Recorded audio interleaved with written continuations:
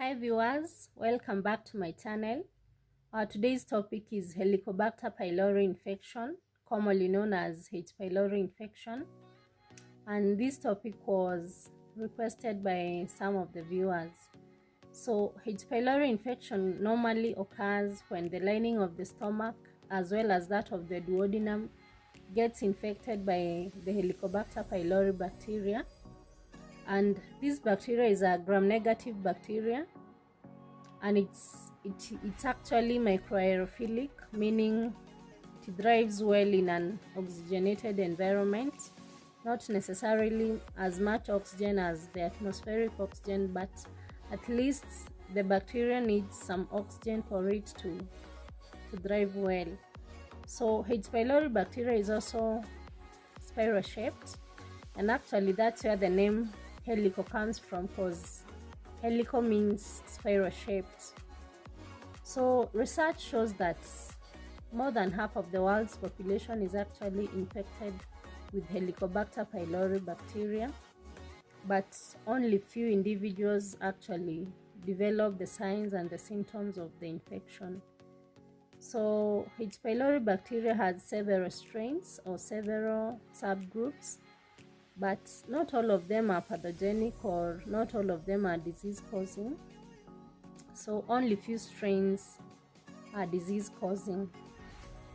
So this bacteria is actually normally transmitted through oral transmission by the fact that we can find it in the dental plates, and it can also be transmitted through fecal-oral transmission or fecal-oral routes, whereby one gets infected through consumption of contaminated food, water, fruits or vegetables. So once this bacteria gets into the stomach or into the human host, normally it burrows in the lining of the stomach, and this burrowing helps it to avoid destruction by the hydrochloric acid. And another way in which this bacteria is able to survive in the stomach is by the fact that it produces an enzyme called urease, and urease normally converts urea into ammonia, and so this ammonia actually neutralizes the acidity of the stomach, enabling the bacteria to survive in the stomach. So once this bacteria burrows in the lining of the stomach, it normally destroys the protective lining of the stomach, and this can lead to chronic inflammation or chronic gastritis.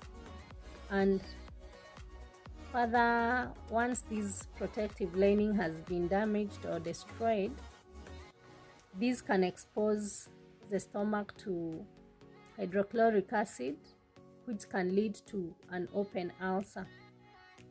So when we look at the signs and the symptoms of Helicobacter pylori infection, one of it is pain in the upper part of the abdomen or in the epigastric region, which is actually worse when an individual has not consumed any meal.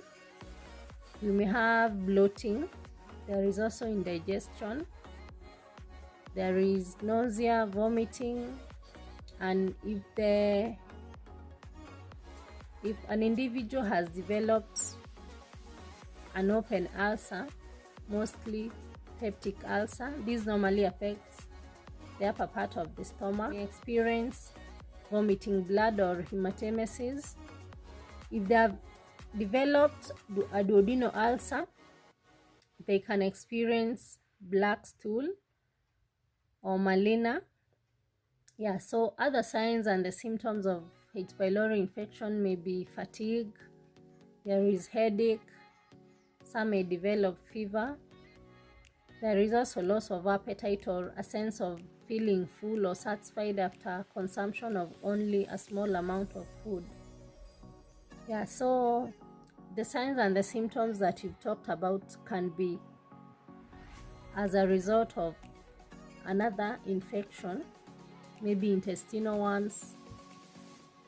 So if you experience either of the signs or the symptoms, it's important to visit a doctor so that they can be able to establish the cause of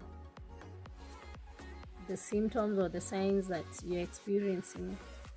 So if you visit a doctor, some of the tests that they may carry or they may perform include Helicobacter pylori antigen test, whereby they check for the H. pylori bacteria in the stool.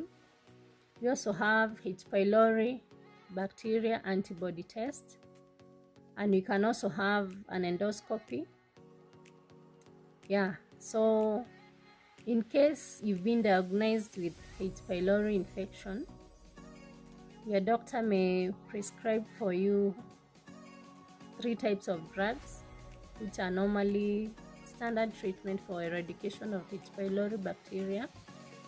And these drugs normally are 2 antibiotics, which can be a combination of clarithromycin and amoxicillin, or clarithromycin, tinidazole, or metronidazole, plus a proton pump inhibitor, which may be omeprazole, esomeprazole, lansoprazole, rabeprazole.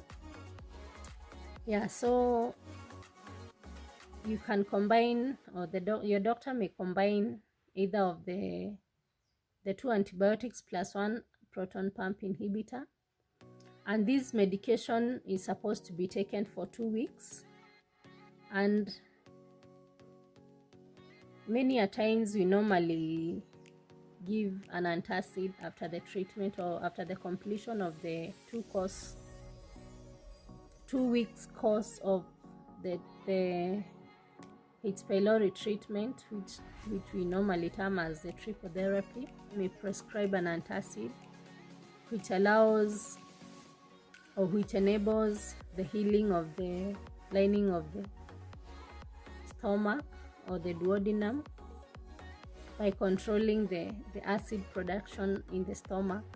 While you're taking this medication or after completion of this medication, it's advisable to avoid acidic foods. They may aggravate or they may exacerbate the condition. And these acidic foods include citrus fruits. We have carbonated beverages or carbonated drinks. We may have caffeine, there is pepper. So it's important to avoid these foods at least until you are able to feel much better, or until you're able to achieve healing.